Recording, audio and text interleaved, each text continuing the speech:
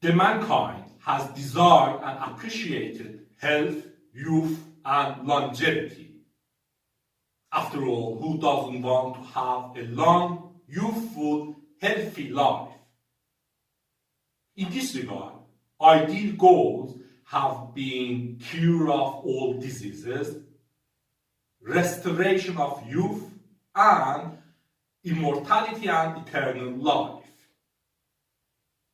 Such ideal goals have been more or less among concerns of medicine, science, proto-science, philosophy, religion, and even magic, where there have been different interpretations and approaches.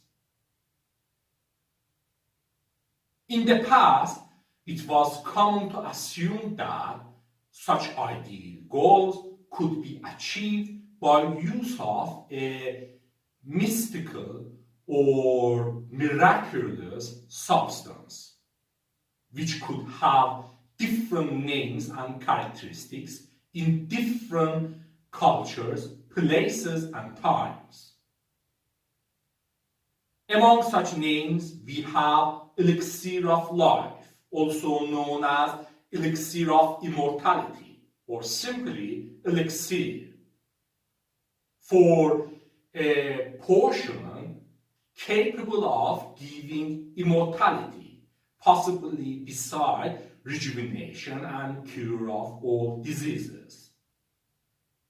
Where the word elixir has come from the Arabic word alexir, itself coming from a Greek word meaning powder for drying wounds.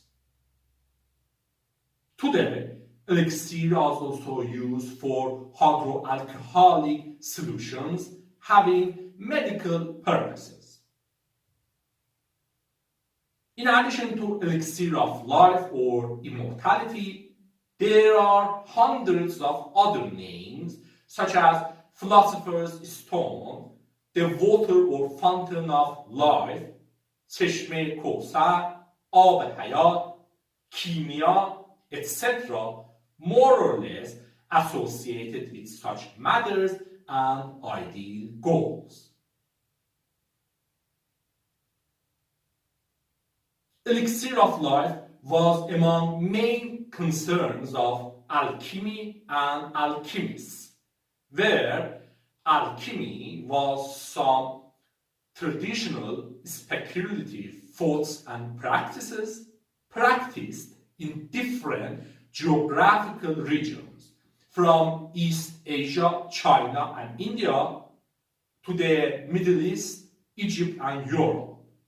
In different times, from the ancient times to the Middle Ages, to the end of the early modern period in the 17th and 18th centuries. Alchemy is generally considered to have both practical and spiritual aspects, and it was in close connection with fields such as natural philosophy, metallurgy, medicine, and pharmacology.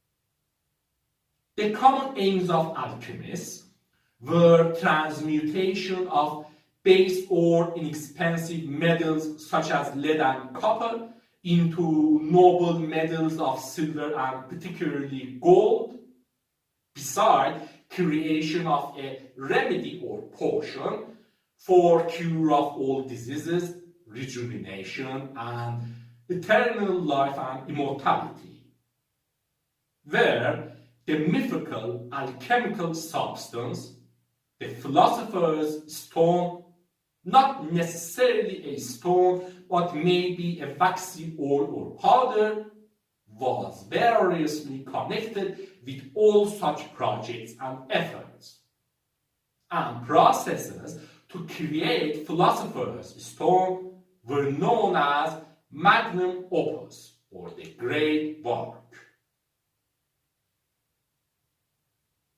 In other words, alchemies focused on transmutation and perfection of whether base metals or human body and soul, and they practically searched for mythical substances and processes which could bring such results, where alchemists could have differences in their main goals, some concerning chrysopia or gold making, some concerning elixir of life or immortality, and some concerning cure for diseases.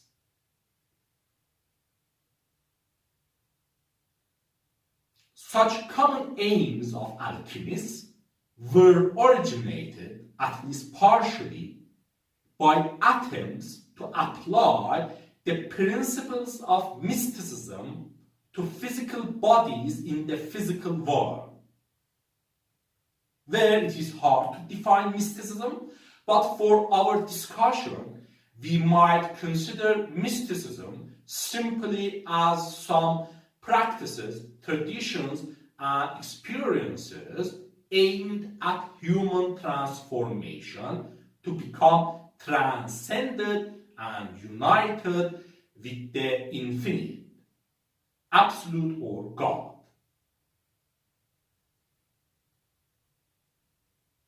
Also, the idea of transmutation was based upon and supported by the observation of ubiquitous changes occurring in nature or at the hand of man in metallurgy, medicine, agriculture, etc., and application of analogies and correspondences. Besides, how such changes were understood, interpreted, or theorized in the past by approaches such as classical elements of Aristotle. Such considerations show us that why in alchemy there existed analogy between transmutation and perfection of metals and human body, soul, or spirit, and why there existed the assumption that the solution to the problem of transmutation of metals and the solution to the problem of human perfection are the same. And the philosopher's stone, the ultimate goal of alchemies, is capable of both chrysopia or gold making and acting as elixir of life or immortality.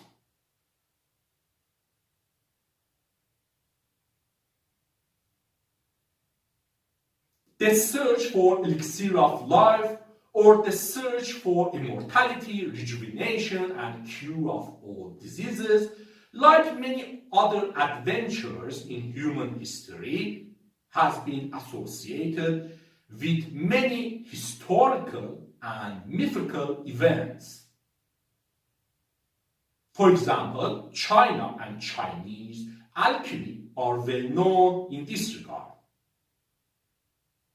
For instance, in the 3rd century BC, Qin Shi Huang, the founder of Qin dynasty and the first emperor of a unified China, to find the fabled elixir of life in the mystical Penglai mountain, sent the Chinese alchemist and explorer Shu Fu with a relatively large fleet to eastern seas,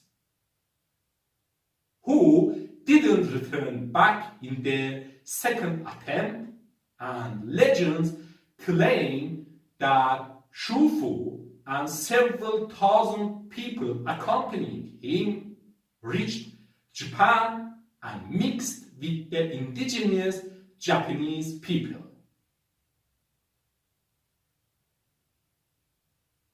The emperor Qin Shi Huang, so interested in elixir of life, died at the age of 49, possibly due to poisoning by an elixir containing mercury.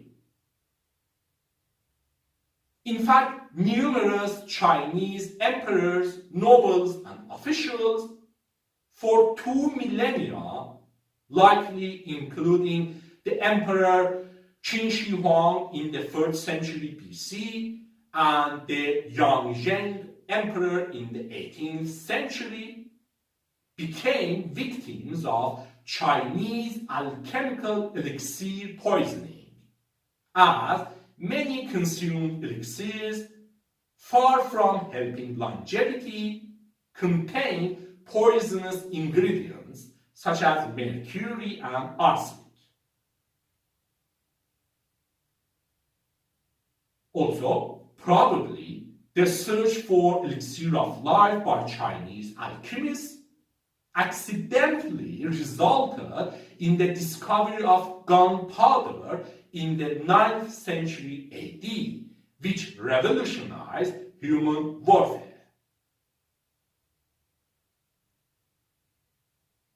On the other hand, Chinese also had much safer practices to achieve immortality. In fact, Chinese alchemy can be divided into 2 different methods of practice: Vaidan, or external or outer alchemy, and Neidan, or internal or inner alchemy, where Vaidan, or external alchemy, to achieve immortality has emphasized creation of elixir of life by using substances found outside human body, such as minerals and metals, beside animal and botanical products found in Chinese herbology and Chinese traditional medicine. While Neidan, or internal alchemy, has emphasized physical, mental, and spiritual practices and techniques such as meditation, visualization, breathing, and bodily posture exercises to prolong life and create an immortal spiritual body that would survive after death.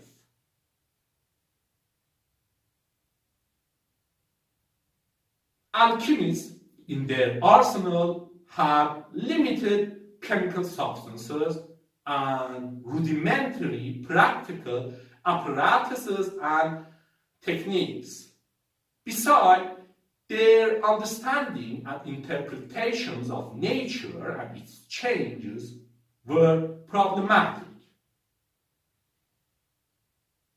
Based on our modern perspective, ideal goals of alchemists, such as chrysopia or gold making and elixir of life, were completely inconsistent with what alchemists knew and could actually achieve. So, in despite of huge efforts, for over 2 millennia, no chrysopia or elixir of life could have been achieved or found by alchemists.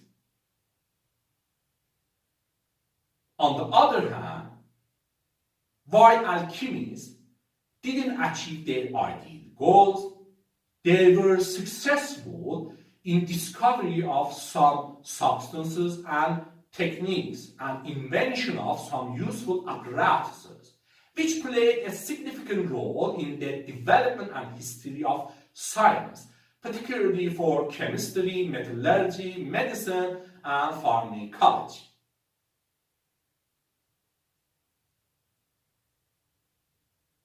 Ideal goals of alchemists haven't vanished, and still today mankind searches for them, although this time through modern science and technology.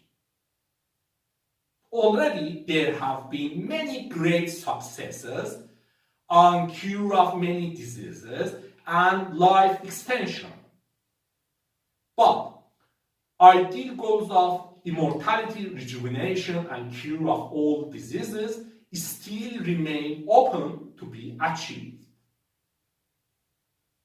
Modern science and technology have provided us with a better understanding of human body and functioning and causes of diseases, aging, and death.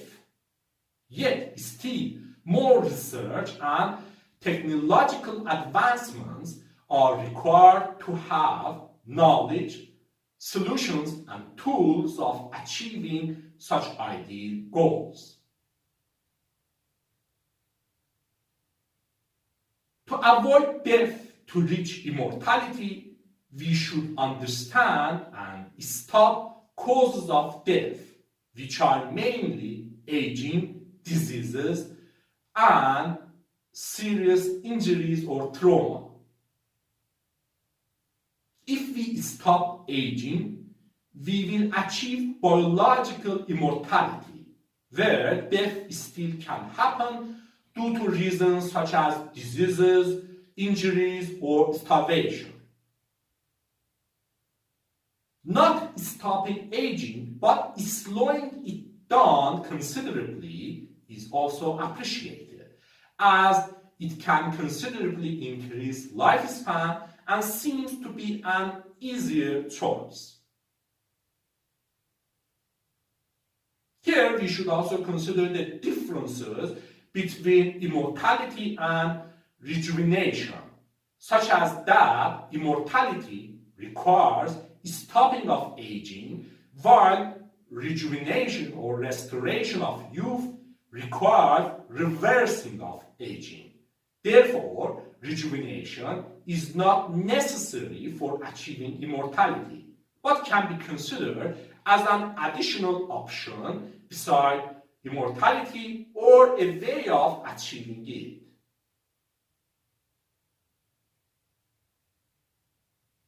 To achieve ideal goals of immortality, rejuvenation, and cure of all diseases, or at least to extend lifespan considerably, different approaches have been considered. From extensive research on human bodies' biological processes to understand, affect, or control them through pharmaceuticals, organ replacement, regenerative medicine, stem cells, gene therapy, molecular repair, etc.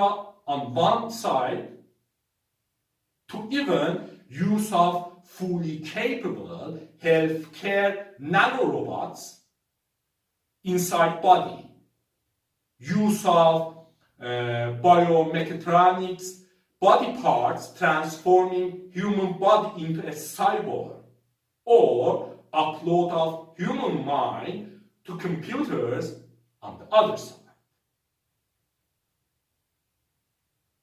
In this regard, it might also be interesting to know about disputed cryonics, which is the low temperature freezing and storage of human body legally after death, with the speculative hope that future science and technology will make resurrection possible, where several hundred people, including some famous people, have been involved in this. Meanwhile, we should not forget that the maximum lifespan of humans, estimated to be about 125 years, is much longer than how many years many people actually live due to diseases, injuries, or unhealthy lifestyles. So, we can expose already existing potential in our body and live much longer just by consideration and realization of healthier lifestyles through healthier diets, exercises, avoidance of smoking and obesity, etc.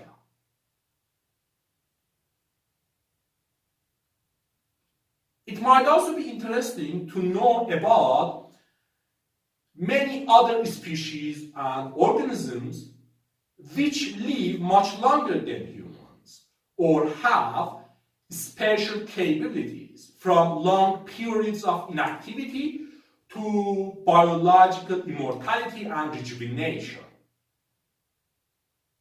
We can consider many examples in this regard. Among mammals, the maximum lifespan varies from about 2 years for shrews to about 200 years for bowhead whales, where humans are the longest living land mammals. Among vertebrates, Greenland sharks, living for between 250 and 500 years, are the longest living ones. Among animals, some sponges and corals have been found to be several thousand years old, with even estimations more than 10,000 years old.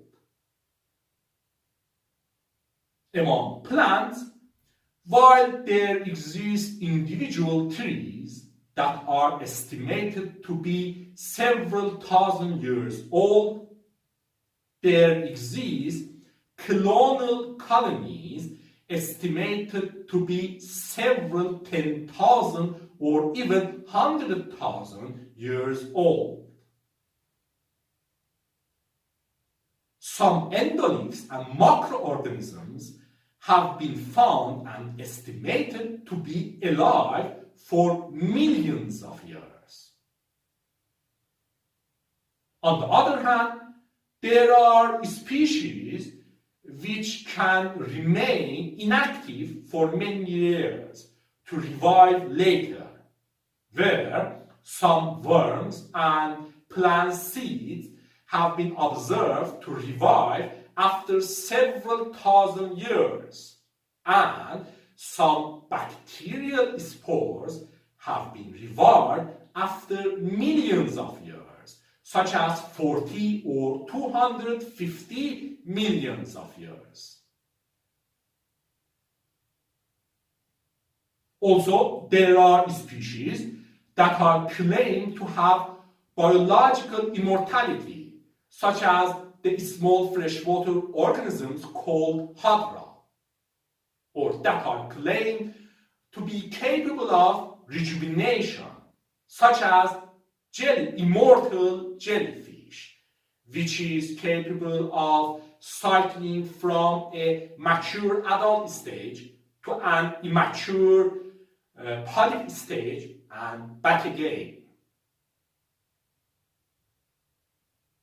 Anyway, here we can see that what elixir of life is, who alchemists were, what can be considered as amazing examples of historical and mythical events associated with the search for elixir of life, how Chinese internal and external alchemies differ in their approaches to immortality, what alchemists in reality achieve, how